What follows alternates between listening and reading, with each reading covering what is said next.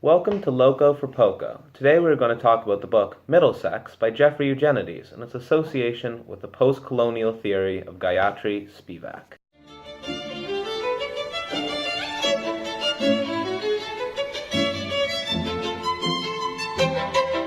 We'll start with the story of Middlesex.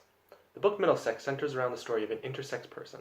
From birth, this person is given the feminine name and identity of Calliope, with her parents assuming her to be a girl. Later in life, Callie discovers that she is intersex, runs away, and assumes the male name and identity of Cal. The title is a double entendre for Cal's childhood home and the nature of Cal's condition. Middlesex also features the story of Cal's family, beginning with his grandparents' escape from Turkey during wartime and their eventual incestuous relationship. The book's narrative is structured by alternating the telling of Cal's story with the history of his family, while taking a dual approach to the story of Cal's eventual birth and genetic defect.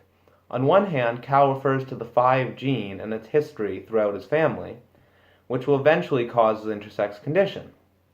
On the other hand, he refers to more metaphorical causes, such as his grandparents conceiving his father after watching a play about the Minotaur.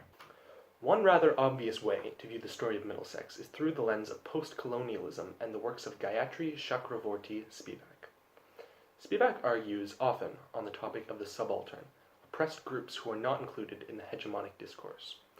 Spivak says that in our modern post-colonial society, the system of societal hegemony left behind by colonial oppression denies subaltern peoples, such as intersex people, the ability to communicate their experiences. Under Spivak's post-colonial theory, the subaltern is not able to communicate at all in the hegemonic discourse. While the book Middlesex attempts to give a voice to the societally marginalized group that is intersex people, it is actually an ineffectual and even counterintuitive representation of the intersex subaltern's experience, making it emblematic of the subaltern's exclusion from hegemonic discourse. The exclusion that the book Middlesex represents is not just inhumane in that it denies a significant population the ability to communicate, but it is also dangerous on a societal level. According to Spivak, the simple fact that Middlesex is not written by a member of the intersex subaltern group makes it an ineffectual representation, as it is not authentic to that group's experience. Not only that, but the existence of the story as an ineffectual representation only furthers the subaltern's inability to communicate on a societal level. The story itself goes further to demonstrate the subaltern's ability to communicate through its cultural references. As a representation of the intersex subaltern, Middlesex was doomed from the very beginning. While Middlesex's author, Jeffrey Eugenides, went to great pains during the writing process to make his story authentic to the intersex experience, doing painstaking research into the medical and psychological nature of the intersex condition, the story can never be truly authentic to the intersex experience, as it does not come from an intersex voice. Spivak makes the claim that the structure of literature and societal communication actively prevent the subaltern from speaking, as they are based on hegemony. In her own words, it's not because the subaltern can't pronounce words or produce sentences. The subaltern cannot speak instead because her speech falls short of fully authorized political speech. Too much gets in the way of her messages being heard, socially and politically. If what Spivak says is true, and Middlesex is not authentic to the subaltern experience, one must then argue that it is also detrimental to the cause of the intersex subaltern wanting to communicate. Middlesex, as an inauthentic representation of the subaltern, serves to fill a spot in the hegemonic discourse with an incorrect and inauthentic tale which could have been used by a member of the subaltern. Not only that, but it serves to perpetuate an essentially incorrect and almost stereotypical view on the intersex subaltern. An essential aspect of communication is reference and allusion. Through the use of reference, one is able to relate to experience that is shared between the communicator and the recipient of the communication.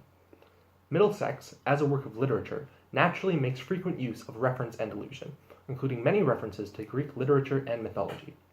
During one such use, Cal references the story of the Minotaur, wherein a woman mates with a bull and produces a half-man, half-bull monster, comparing the beast to himself as an intersex person. This example goes to demonstrate Cal's exclusion from what we might call normal discourse, as the only reference within the shared cultural subconscious he can make is one that compares him to an inhuman monster. Cal is conscious of this force of normality. In his own words, I was beginning to understand something about normality. Normality wasn't normal. It couldn't be. If normality were normal, everybody could leave it alone. They could sit back and let normality manifest itself. But people, and especially doctors, had doubts about normality. They weren't sure normality was up to the job, and so they felt inclined to give it a boost. Despite his consciousness of normality or hegemony, Cal is unable to escape it, further demonstrating the subaltern's plight. While Middlesex attempts to teach readers about the intersex experience, it really just serves as another example of the subaltern's inability to speak in a hegemonic world. The post-colonial metaphysics behind Middlesex teaches us about how those involved in the hegemonic discourse of society often presume to speak for the subaltern, not only replacing subaltern voices, but actively harming their cause. While the story itself teaches us more about the nature of the subaltern's exclusion, specifically about their inability to utilize the tool of reference for communication. This exclusion of subaltern voices from hegemonic dialogue is not only detrimental to those excluded, but also to society at large. By excluding voices, any voices, from the common dialogue, society misses out on perspectives that are valuable for the purpose of introspection, which creates the opportunity for societal reform. Not only that, but many of these voices are surely valuable for furthering or even creating schools of analysis and criticism. Essentially, society has absolutely nothing to gain and much to lose by excluding the subaltern.